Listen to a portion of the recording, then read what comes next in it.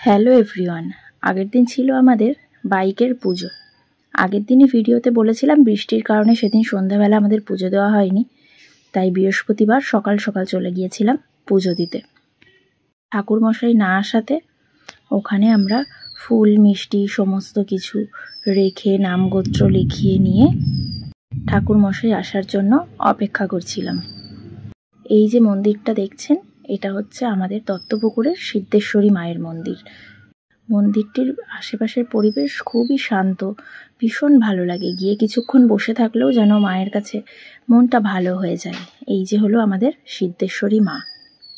আগে পুরনো একটি মন্দির ছিল পাশেই, সেটাতে পুজো হতো। সেই মন্দিরটি এখন আবার নতুন করে কাজ চলছে, তাই আরেকটি পাশে নতুন মন্দির করা হয়েছে মায়ের জন্য। এখন সেখানেই পুজো হয়। তারপর ঠাকুরমশাই আসা কিছুক্ষণ দেরি আছে বলে আমরা মন্দিরেরই পাশে, মন্দির এরিয়ার মধ্যেই সুন্দর একটা জায়গা করেছে, যেখানে দুপাশ থেকে সিঁড়ি দিয়ে উঠে শিব ঠাকুরের অবস্থান, সেখানেই যাচ্ছিলাম। এত সুন্দর করেছে জায়গাটা যে বারবার যেতে ইচ্ছে করে। আর পিছনেই ছিল পুকুর। একদিকে ভালোই হয়েছিল, আগের দিন আমরা পুজো দিতে পারিনি বিকালে, তাই জন্যই আজকে সকালের এত সুন্দর একটা পরিবেশে আমরা পুজো দিতে পেরেছি। ওখানে গিয়ে বেশ কিছু আমরা ফটোও তুলেছিলাম।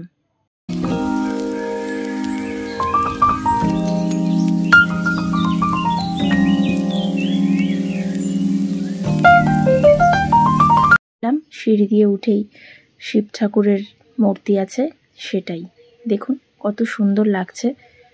অনেক বড় করে মূর্তিটা করা হয়েছে, সত্যি দেখতে ভীষণ ভালো লাগছিল।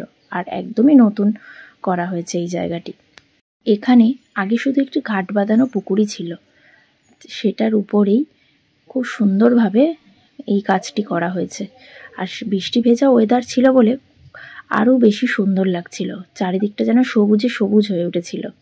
তারপরে পুরোহিত মশাই এলেন, আমরা সকলে পুজো দিয়ে নিলাম। পেখমও সমান তালে মন্ত্র পড়েছিল, সবাই তো দেখে পুরো অবাক হয়ে গেছিল।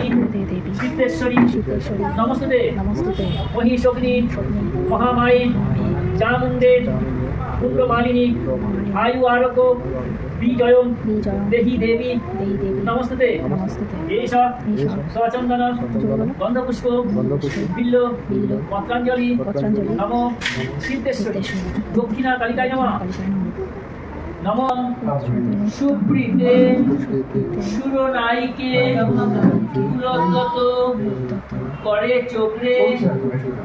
পুজো শেষে পেখম ভক্তি ভরে প্রণাম করছিল। আমাদেরই দেখে শিখেছে, সেটাই কপি করে।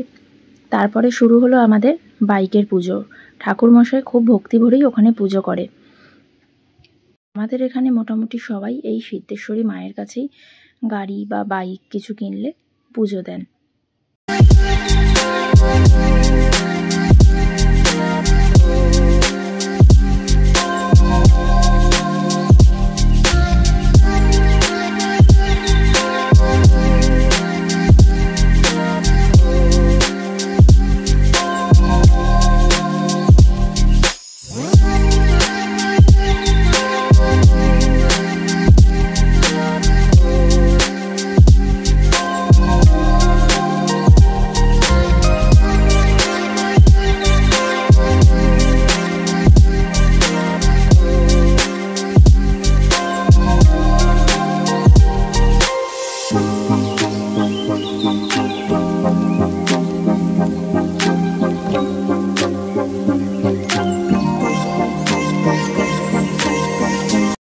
বা বাইক পুজোর কিছু নিয়ম থাকে, সেটা হলো গাড়ির চাকা দিয়ে দুটো পাতিলেবুকে ফাটাতে হয়।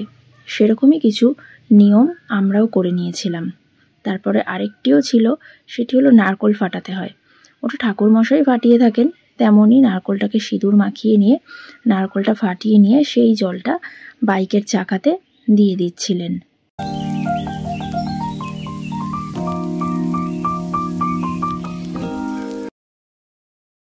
মায়ের পায়ের ফুল মন্ত্র পড়ে লাল চেলিতে বেঁধে দিয়েছিলেন, সেটাই বাইকের মধ্যে বেঁধে রাখতে বলেছিলেন, যাতে কোনো বাধা বিপত্তি না আসে।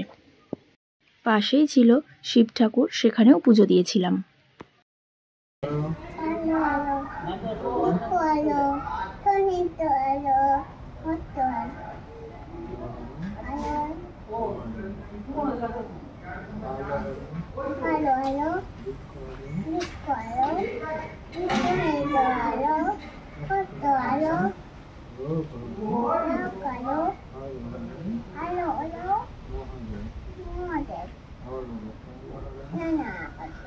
তিনবার বলতে হবে। হ্যালো হ্যালো একটু কালো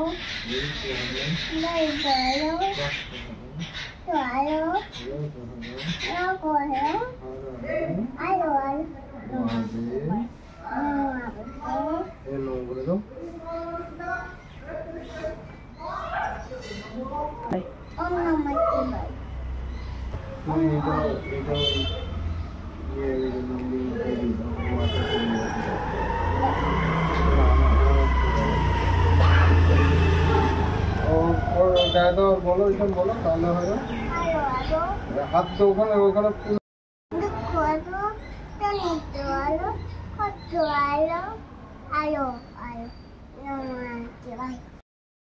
পেখমও মন্ত্র পাঠ করে পুজো করতে পুরো শিখে গেছে। তারপরে আমিও একটু ধূপবাতি দেখিয়ে নিলাম ঠাকুরকে। আগে একটা কথা শুনেছিলাম, যেটা হলো নন্দীর কানে গিয়ে যদি কোনো কথা বলা হয় সেই কথাটা খুব তাড়াতাড়ি শিব ঠাকুরের কাছে পৌঁছে যায়। মানে তোমার কোনো যদি মনস্কামনা থাকে সেটা খুব তাড়াতাড়ি শিব ঠাকুর শোনেন। সেটাই শোনা মতো আমিও নন্দীর কানে গিয়ে আমার মনস্কামনা বললাম। ভিডিওটি কেমন লাগলো, পেখম কেমন পুজো করলো সেটা অবশ্যই কমেন্টে জানিও। আর ভিডিওটা ভালো লাগলে সাবস্ক্রাইব করে দিও চ্যানেলটাকে।